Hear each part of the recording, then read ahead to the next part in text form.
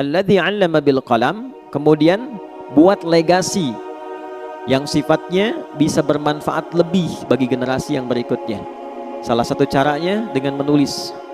Ya, yang belajar ini usahakan punya catatan. Dicatat itu lebih terikat ilmunya dibanding sekedar dihafalkan. Nanti yang tercatat dirumuskan, diruntutkan, ke depan bisa jadi bacaan. Walaupun orangnya sudah tidak ada, meninggal misalnya, tapi kitabnya masih ada, maka disitulah kemudian namanya akan abadi. Keabadian itu yang memuliakan Allah. Imam Syafi'i nggak pernah kita lihat, ya kan?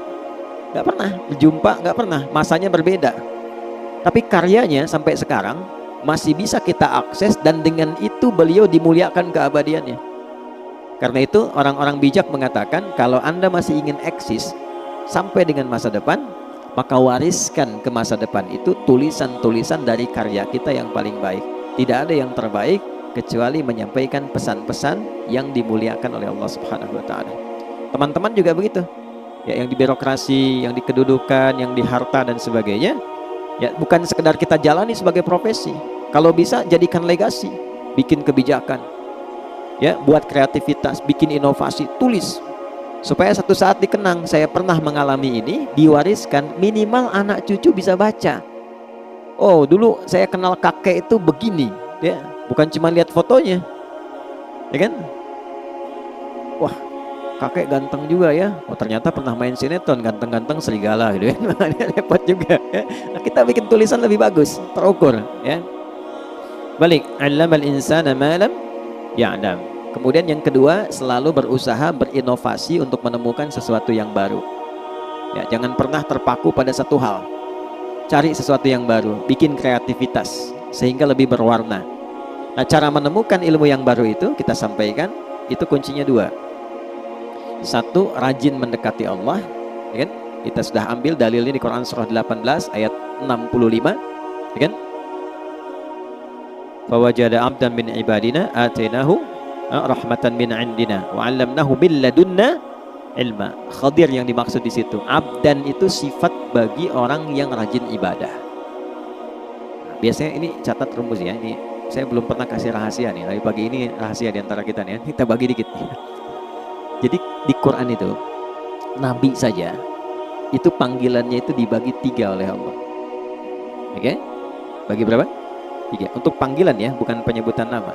1 nabi, ya ayyuhan nabi. 2 rasul, kan? Yang ketiga abdun. Kalau misinya adalah pesan untuk menyampaikan informasi di lingkup pribadi dan keluarganya, ada yang sifatnya khusus, ada yang bisa kita tiru, itu panggilannya biasanya nabi. Tapi kalau sifatnya informatif untuk semua, termasuknya semua akses, itu rasul. Jelas?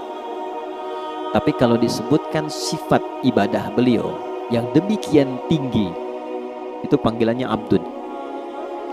Menariknya, tidak ada satupun nabi dalam Al-Quran yang disebutkan kata abdun kecuali bersanding dengan keistimewaan. Ya, pokoknya kalau sudah abdun pasti nikmat, ni'mal abdu innahu, dan seterusnya. Ya.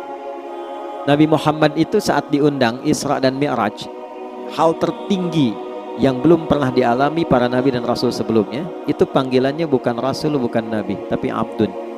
Subhanalladzi asra bi abdihi, bukan bi rasulihi, bukan bi nabihi. Jadi ternyata Allah naikkan derajat kita itu, ditambah gitu, itu saat kita menghamba. Makanya sering saya katakan, kalau kita rajin sujud menunduk, Allah pasti mengangkat. Tapi kalau orang banyak mengangkat, Allah pasti tundukkan itu. Ya, pasti ditundukkan dengan cara apapun. Nah, jadi termasuk rumus ilmu pengetahuan. Kalau ingin ditambah ilmunya, Allah kasih tambahan, maka naikkan status abdunnya. Dan di Quran, amalan seorang abdun itu selalu dibuka dengan iman. Iman dulu, baru amalan, baru jadi hamba. Contoh, sholat itu deklarasi keabdunan kita, penghambaan kita pada Allah. Deklarasi pertamanya dalam sholat. Karena itu kita katakan iyyaka na'budu wa iyyaka iyyaka nasta'in. Ya Allah, kami sekarang menghamba sebagai abdun, kan? Dan kami mohon pertolongan darimu. Itu pertama kali kita katakan dalam sholat. Kalimat sholat itu dibuka dengan iman. Pertama kali di Quran. Al-Baqarah ayat 3. Alladzina yu'minuna bil ghaibi wa yuqimunas sholah. Iman dulu baru sholat. Nah, kalau sholat konsisten, imannya diisi bagus, itu persamaannya ilmu diberikan. Di mana ditemukannya? Di Quran surah ke-58 Tarawih semalam Al-Mujadalah di ayat yang ke-11, ya. Iman dulu, ya ayyuhalladzina amanu, ya kan? Perhatikan kalimatnya. Ya ayyuhalladzina amanu idza qila lakum tafassahu fil majalisi fafsahu yafsahillahu lakum wa idza qila lakum unshuzu syuzu yarfa'illahu alladzina, iman dulu, amanu minkum walladzina utul ilma darajat. Kalau iman naik, ilmu pasti ditambah. Pasti itu. Ya, itu sudah rumus.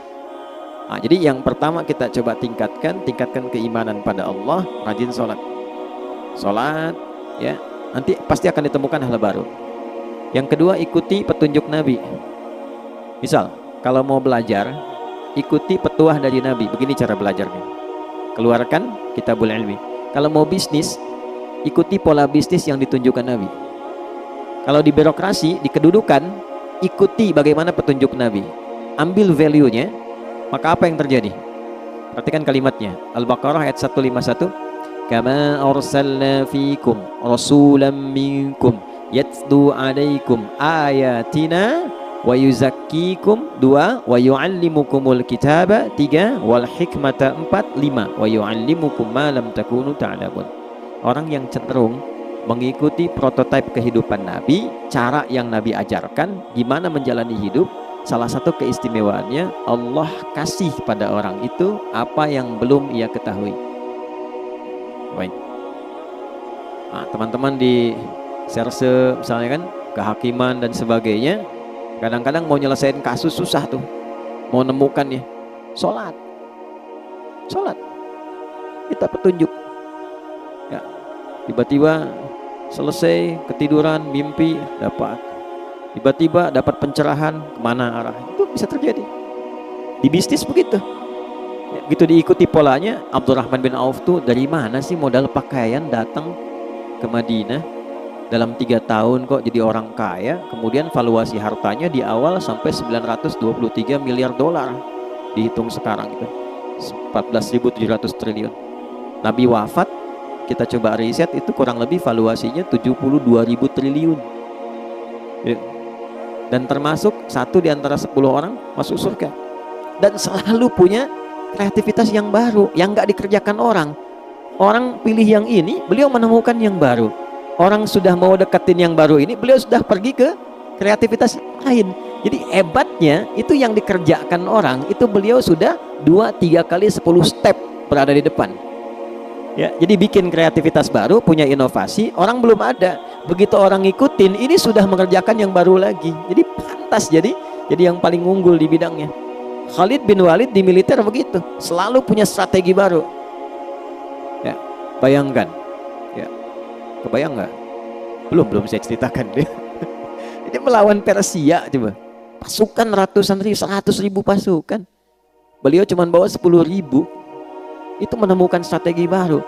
Jadi ada seorang di barat itu sampai kemudian meriset bagaimana seorang Khalid itu bisa menjadi jenderal paling unggul di lapangan. Itu dilihat gitu. Dan itu terjadi utamanya setelah masuk Islam. Sebelum masuk Islam hebat dalam strategi perang Uhud. Setelah masuk Islam lebih hebat lagi. Nah, itu jadi bab. Kalau dipelajari bisa sukses di bidangnya. Nah, itulah Allamal insana ma lam ya'lam. Nah, yang kemarin kita telah berhenti di ayat 6 sampai 8-nya. Kalau sudah sukses jadi apapun. Jadi ilmuwan, jadi ulama, kan? Pebisnis kaya, kedudukan jadi jabatan, jadi jenderal, macam-macam birokrasi, udah jabatan tinggi. Kalla, jangan pernah terjadi. Innal insana la yatgha. Jangan pernah terjadi munculnya potensi-potensi menyimpang bersikap berlebihan. Ar-ra'ahu istaghna, karena sudah merasa lebih dari sebelumnya. Karena pasti peningkatan sesuatu akan merubah karakter dan gaya hidup. Bab gaya kan sering saya ulang begitu, F1 sama dengan F2, dikonfirmasi di fisika. Metafisik itu dengan fisika dekat. Ya, orang kalau gayanya pelan, gak kedengaran pukulannya. Tapi kalau kencang, bunyinya kencang. Ya, sama, harta kan sering saya katakan, kalau masih punya 10.000 masih bisa dibagi dua. Nah, makan yuk apa dia?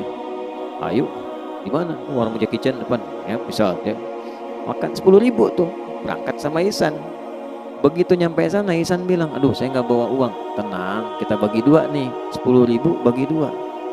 Tapi ketika Mus'ab sudah punya 1 miliar, bisa nggak bagi dua sama Ihsan tuh? Belum tentu, karena sudah berbeda, kualifikasi sudah lain, itu merubah. Cari bawaan sudah beda, wibawa sudah lain, karakter sudah tidak sama. Normal, nggak apa-apa. Quran bilang nggak apa-apa. Yang dijaga itu jangan berlebihan. Gitu.